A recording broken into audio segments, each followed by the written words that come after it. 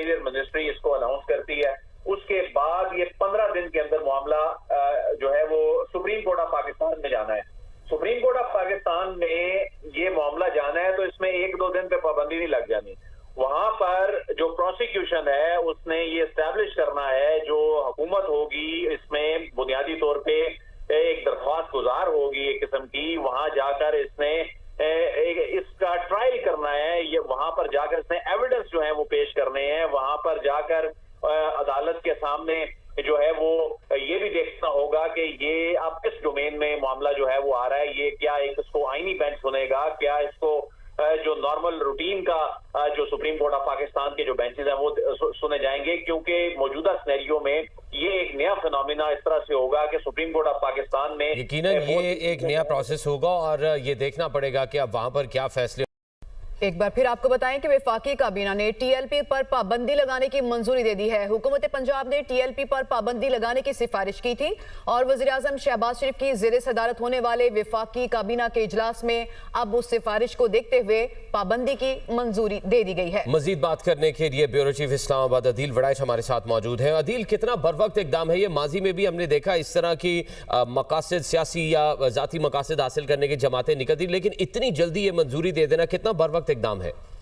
देखिए, इसका आइन में और कानून में बाकायदा एक तरीकाकार है। अगरचे माजी करीब में अगर हम देखें तो एक सियासी मजहबी जमात जो है उस पर इस तरह की पाबंदी की नजीर नहीं मिलती। इसमें हमें 70 की दहाई में इस तरह की नजीर जरूर मिली, 50 की दहाई में जरूर इसकी नजीर मिली, लेकिन अब मामला चूंकि एक ऐसा था जिसमें आइन के आर्टिकल 17(2) पे अमल करना नागुज़ीर हो चुका था। आइन का आर्टिकल 17(2) जो है वो ये वाज़े तौर पे ये कहता है कि जो कानून बनाया जाएगा सियासी जमातों से मुतालिक, उस कानून में करार दिया जाएगा कि जब वफाकी हुकूमत ये ऐलान कर दे कि कोई सियासी जमात ऐसे तरीके से बनाई गई हो कि वो इस तरीके से अमल कर रही हो जो पाकिस्तान की हाकमियत आला या सालमियत के लिए मुज़िर है, तो वो वफाकी हुकूमत मज़कूरा ऐलान से 15 दिन के अंदर मामला अदालत उज़्मा के हवाले कर देगी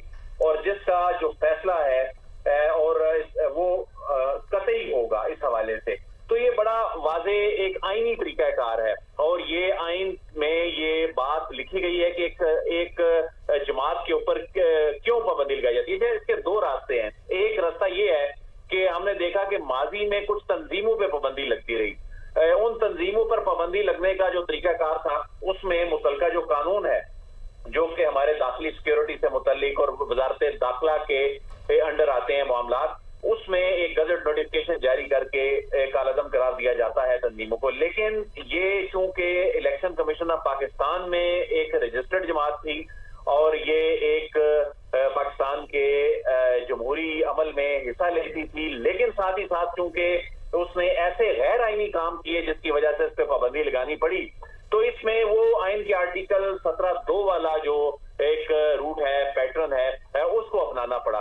और इसमें देखें कि इसमें ड्यू प्रोसेस अडॉप्ट हुआ है। इसमें पंजाब की हुकूमत ने वहां होने वाले वाकयात, वहां से ओरिजिनेट होने वाली चीजें सबूतों के साथ जो है वो सिफारिशात के साथ वफाकी काबीना को भिजवाई, इंटीरियर मिनिस्ट्री के जरिए वफाकी काबीना को भिजवाई। अदील, आप चूंकि प्रोसेस की बात कर रहे हैं तो जाहिर है इसका भी बाकी प्रोसेस बाकी भी है। सुप्रीम कोर्ट में जाएगा, देन इलेक्शन कमीशन में जाएगा, फिर प्रोसेस कंप्लीट होगा।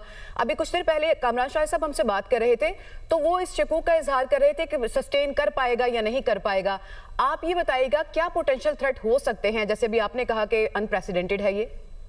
देखें, इसमें ये होगा क्या, इसमें अब होगा ये कि वफाकी हुकूमत ने बुनियादी तौर पे आज इसका एक ऑफिशियल ऐलान जो है वो ऐलान जब कर देना है, जो कि बेसिकली फैसला तो हो गया, इसका जब ऐलान हो जाना है, इसमें इंटीरियर मिनिस्ट्री इसको अनाउंस करती है। उसके बाद ये 15 दिन के अंदर मामला जो है वो सुप्रीम कोर्ट ऑफ पाकिस्तान में जाना है। सुप्रीम कोर्ट ऑफ पाकिस्तान में ये मामला जाना है तो इसमें 1-2 दिन पे पाबंदी नहीं लग जानी। वहां पर जो प्रोसिक्यूशन है उसने ये एस्टैब्लिश करना है, जो हुकूमत होगी इसमें बुनियादी तौर पे एक दरख्वास्त गुजार होगी एक किस्म की, वहां जाकर इसने इसका ट्रायल करना है। ये वहां पर जाकर इसने एविडेंस जो है वो पेश करने हैं, वहां पर जाकर अदालत के सामने जो है वो ये भी देखना कि ये अब किस डोमेन में मामला जो है वो आ रहा है, ये क्या एक इसको आईनी बेंच सुनेगा, क्या इसको जो नॉर्मल रूटीन का जो सुप्रीम कोर्ट ऑफ पाकिस्तान के जो बेंचेस हैं वो सुने जाएंगे, क्योंकि मौजूदा सिनेरियो में ये एक नया फिनोमिना इस तरह से होगा कि सुप्रीम कोर्ट ऑफ पाकिस्तान में यकीनन ये एक नया प्रोसेस होगा और ये देखना पड़ेगा कि अब वहां पर क्या फैसले।